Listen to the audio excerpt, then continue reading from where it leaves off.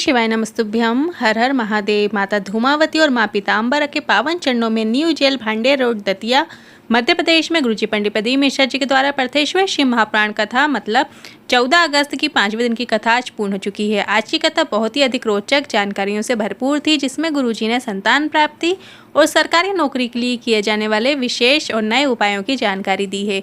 साथ ही आज गुरुजी ने सावन अधिक मास शिवरात्रि का ऑनलाइन पूजन और अभिषेक से जुड़ी रोचक जानकारी दी है। और गुरुजी ने सभी से 15 अगस्त सावन अधिक मास में सभी से एक माला या 33 फूल का दान करने को कहा है। किसी भी प्रकार के फूल का आप दान कर सकते हैं। आज 14 अगस्त की कथा में गुरुजी ने 11 उपाय पत्र उपयोगी जानकारियां दी हैं। सभी की जानकारी आपको इसी वीडियो के माध्यम से देंगे। किसी कारणवश यदि आपने आज की कथा नहीं सुनी है तो पूरी कथा का रास्ता तो आपको एक छोटे से वीडियो से प्राप्त हो जाएगा। पिछले वीडियो में हमने आपसे एक प्रश्न किया था, माता महागौरी का वाहन क्या है? तो सही उत्तर है वृषभ।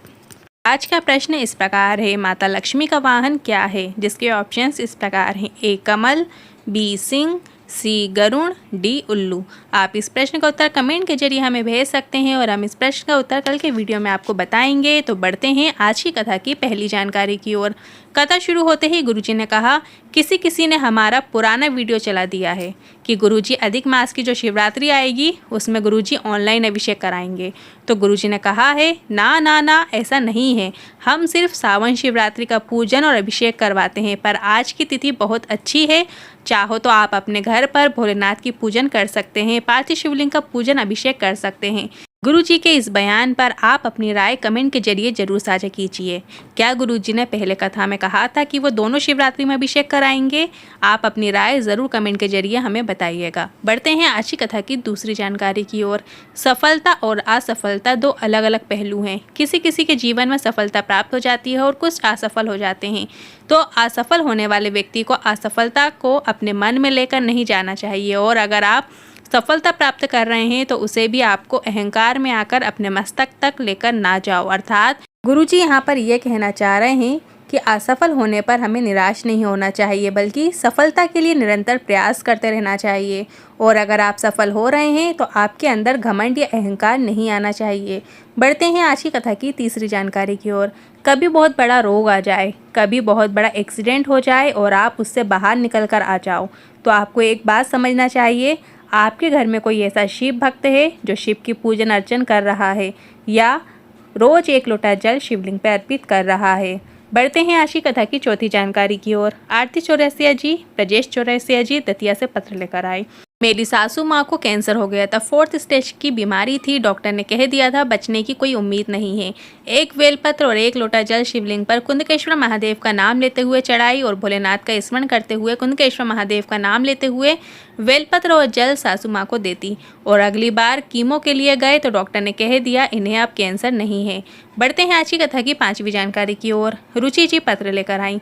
आखिरी दिन की कथा का क्या फल होता है वो कहना चाहूँगी। बाबा से विनती की कि मेरा बेटा नीट के एग्ज़ाम में पास हो जाए, और आज मेरा बेटा नीट का एग्ज़ाम पास करके MBBS की पढ़ाई कर रहा है। उसी का आभार व्यक्त करने कथा पंडाल में आई हूँ। बढ़ते हैं आज की कथा की छठवीं जानकारी की ओर। एक और पत्र आया अविका जी का। गुरुदेव, हम कंकर शंकर को नमन करते हैं। मेरे मोहल्ले में एक माता जी थी जिन्हें 4th स्टेज का गले का कैंसर हो गया था। उनके गले में ना अन्न जाता था ना पानी जाता था। वो दिन भर रोती रहती थी। उन्हें देखकर मैं उनके लिए शिव मंदिर जाना शुरू किया और रुद्राक्ष वाला जल शिवलिंग पर चढ़ाकर थोड़ा सा प्राप्त करके वो जल एक चम्मच से उन्हें दे देती। और कुछ समय बाद उन्हें देखकर डॉक्टर भी हैरान थे कि अब माताजी पूरी तरह से ठीक हो गई हैं। उसी का आभार व्यक्त करने कथा पंडाल में आए हैं। बढ़ते हैं आज की कथा की 7वीं जानकारी की ओर। 16 अगस्त को विशेष तिथि है और इस दिन सीहोर में कावड़ भरेगी।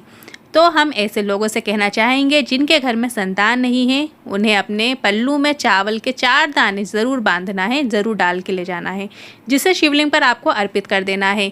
और ऐसे भाई बहन जो नौकरी की तैयारी कर रहे हैं उनसे कहना चाहेंगे कि एक कनेर का पुष्प शिवलिंग पर अर्पित कर देना है।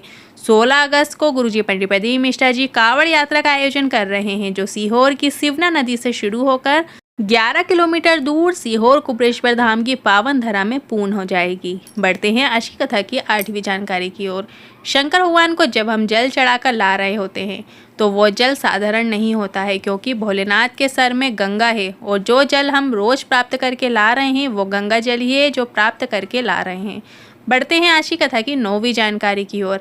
आपके पास कितना भी गौरव हो जाए, वैभव हो जाए, कितनी ही बड़ी पदवी में क्यों ना हो जाओ, पर अपने माता पिता के सामने, घर के बड़ों के सामने और गुरुजन के सामने आपका वैभव शून्य होना चाहिए, तभी आप उन्नति की सीढ़ियां चढ़ते रहते हैं।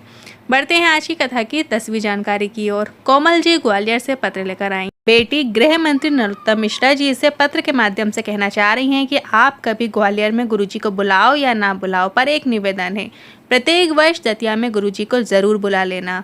बढ़ते हैं आज की कथा की 11वीं जानकारी की ओर। 16 अगस्त को सावन अधिक मास अमावस्या की विशेष तिथि में कावड़ यात्रा सुबह 9 बजे से शुरू हो जाएगी और इसका लाइव प्रसारण आप गुरुजी के ऑफिशियल यूट्यूब और फेसबुक के माध्यम से देख पाएंगे और जब तक कावड़ यात्रा चलेगी तब तक उसका लाइव प्रसारण आपको देखने को मिलेगा। इस कथा में गुरुजी ने जितने भी उपाय बताए हैं, जिसमें गुरुजी ने आंकड़े के 5 पुष्प के गुच्छे वाला उपाय बताया है, कनेर पुष्प के उपाय बताए हैं, कनेर पुष्प को कैसे अर्पित किया जाता है, कहाँ से बैठकर आपको कहाँ अर्पित करना है, 5 गुच्छे वाला जो आंकड़े के फूल का उपाय है वो आपको कहाँ से बैठकर कहाँ अर्पित करना है, सभी उपायों को कल हम आपको वीडियो के माध्यम से समझाने का प्रयास करेंगे। सभी उपायों का एक वीडियो कल आने वाला है, इसलिए आप अभी हमारे चैनल को सब्सक्राइब करके नोटिफिकेशन बेल को ऑल पर सेट कर दें ताकि कोई भी नए वीडियो की जानकारी आपसे ना छूटे। आज गुरुजी ने कथा के दौरान कहा था कि हमने नहीं कहा था कि सावन अधिक मास शिवरात्रि में भी ऑनलाइन अभिषेक करवाएंगे, तो क्या आपने गुरुजी के मुखारबिंद से सुना था कि गुरुजी ने दोनों शिवरात्रि में अभिषेक करवाने की बात कही थी? तो कमेंट बॉक्स में हमें हाँ टाइप कीजिए, और अगर आपने भी नहीं सुना है तो आप कमेंट बॉक्स में नो टाइप करके अपनी प्रतिक्रिया ज़रूर दीजिएगा। आज की कथा से अगर आपको भी आनंद की प्राप्ति हुई है तो इस वीडियो को लाइक करके कमेंट बॉक्स में हर हर महादेव टाइप करना ना भूलिएगा।